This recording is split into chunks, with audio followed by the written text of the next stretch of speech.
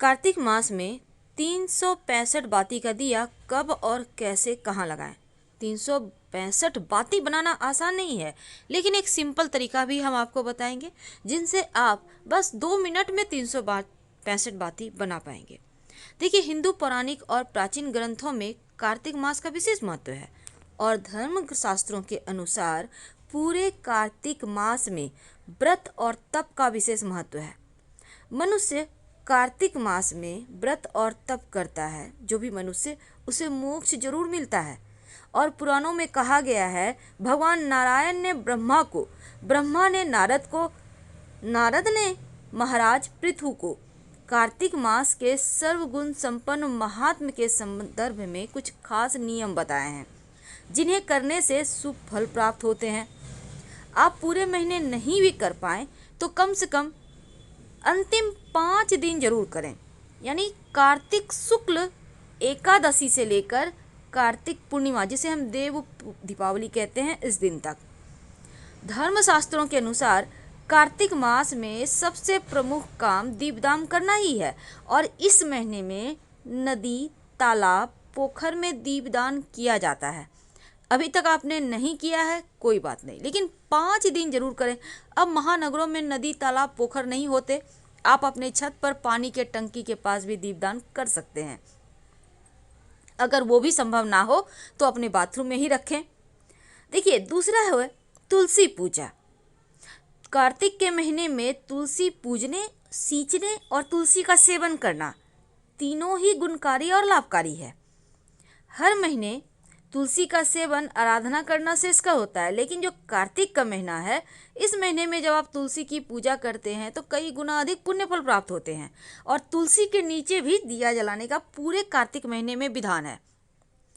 तो तीसरा नियम है भूमि पर सोना। कहने का मतलब लो फ्लोर का बेड जो होता है उस पे सोइए।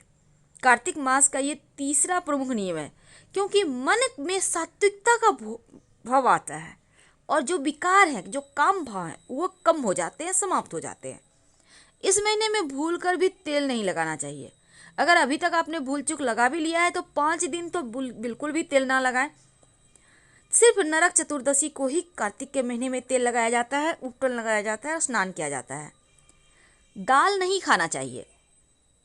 दाल जैसे कि उड़द, मूंग, मसूर, चना, मटर, राई, जीरा, ये सभी चीज़ें कार्तिक के महीने में खाने की मनाही होती है। आपने अभी तक खाया है तो भी चलेगा, पर 5 दिन आप पूर्णतया इन चीज़ों का परहेज कर लें। ब्रह्मचर्य का पालन जरूर करना चाहिए कार्तिक के महीने में। तो इससे अगर आप पालन करते हैं तो आपके लिए अच्छा होता है, अशुभ फल नहीं लगता। तो कार्तिक के महीने में अगर आप व्रत रखते हैं तो तपस्वियों के समान व्यवहार करें, कम बोलें, निंदा ना करें, विवाद ना करें, मन पर संयम रखें। यह है कार्तिक के महीने की महिमा। लेकिन इस महीने में दीप दान करने का खास विधान है। कार्तिक के महीने में बहुत सारे नियम हैं और एक कहानी है जो पूरे कार्तिक माह सुनी जाती है, लेकिन अभी तक आपने नहीं सुना है तो आज सुन लें। आज से 5 दिन तक रोज सुनिएगा। किसी नगर में साहूकार था और उसकी एक बहू थी तारा। वो रोज कार्तिक माह का स्नान करती, पूरे कार्तिक महीने में पूजा पाठ करके कहानी सुनाकर फिर भोजन करती। एक दिन उसने अपनी सास को कहानी सुनने को कहा तो सास ने मना कर दिया और कहा कि मुझे अभी अपनी पूजा करनी है। और उसने फिर अपनी जेठानी से कहा कि आप मेरी कहानी सुन लो, तो उसने भी मना कर दिया, कहा मुझे तो अभी खाना बनाना है। फिर उसने देवरानी से कहानी सुनने को कहा तो उसने भी मना कर दिया, कहा कि बच्चों को देखना है। और फिर ननद को कहानी सुनने को कहा तो उसने भी मना कर दिया कि मेरे ससुराल से मेरा बुलावा आ गया, मुझे जाने की तैयारी करनी है।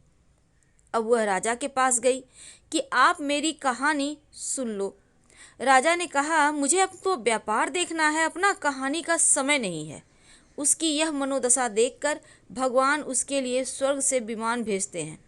स्वर्ग से विमान आया देख उसकी सास भी भाग कर जाने के लिए आती है, लेकिन बहू मना कर देती है कि आपको तो पूजा करनी है। जेठानी आती है तो कहती है आप कैसे चलोगी, आपको तो खाना बनाना है। और जब देवरानी आती है तो उसको भी मना कर देती है और कहती है आपको तो अपने बच्चों का ख्याल रखना है। ननद आती है तो कहती है कि तुम्हें तो ससुराल जाने की तैयारी करनी है, सो तुम वह करो। राजा जी आते हैं कि मैं चलता हूँ तुम्हारे साथ, लेकिन बहू कहती है तुम्हें तो अपना कारोबार संभालना है, उसे संभालो।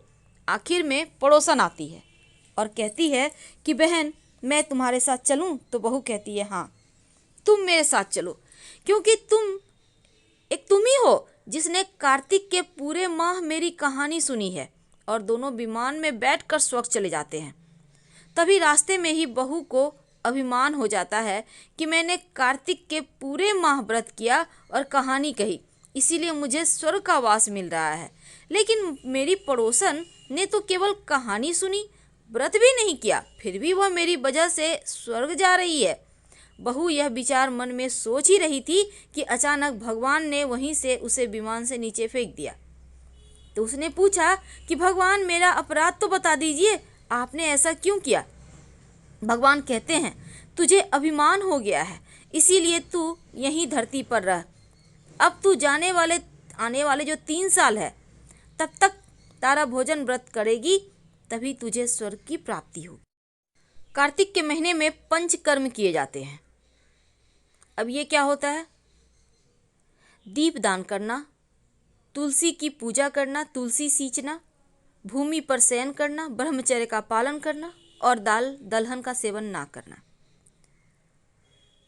तो चलिए जानते हैं 365 बाती का दिया कब और कैसे जलाएंगे। देखिए, अगर आपने कार्तिक स्नान किया है या आप नहीं भी किए हैं तो कोई बात नहीं, आप 365 बाती कैसे बनाएंगे पहले हम ये समझते हैं। देखिए, मौली धागा आपके घर में होगा, नहीं तो कच्चा सूत ले आइए मार्केट से। अब एक लरी में कच्चा सूत भी बहुत सारा होता है और मौली धागा का भी जो लरी होता है वो उसमें 3 धागा होता है, आपने ध्यान दिया होगा। अब आप उस धागे को मोड़ लें। अगर आप 10 बार उसको फोल्ड करते हैं मौली धागा को, तो 10 तिया 30 हो जाता है। उसको 30-30 पीस में आप काट के हर एक को अलग अलग करके उसको एक साथ कर सकते हैं, या आप 5 जगह उसको अलग अलग दीपक में रखकर जला सकते हैं। लेकिन जब आप कच्चा सूत लाइएगा उसमें बहुत सारे धागे होते हैं, पहले आप गिन लें, फिर कटिंग करके सारा इकट्ठा करके एक साथ रखें। और जब दीपक जलाइएगा तो संभव हो तो नारियल का जो सूखा गोला होता है उसको कट कर लें और उस पर जलाएं। संभव ना हो तो मिट्टी का एक दिया ले लें, आप मिट्टी का खुद से भी बना सकते हैं। और एक दोना ले लें, दोना आप चाहें तो केले का पत्ता का या कोई भी पत्ता ले सकते हैं। उसके ऊपर फूलों की पंखुड़ी पर दीपक रखें।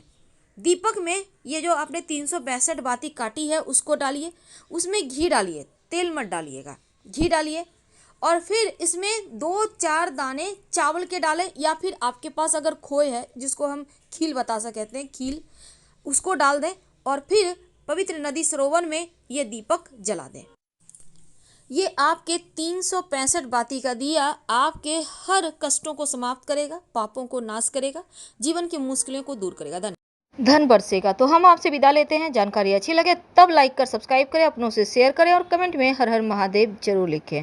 धन्यवाद।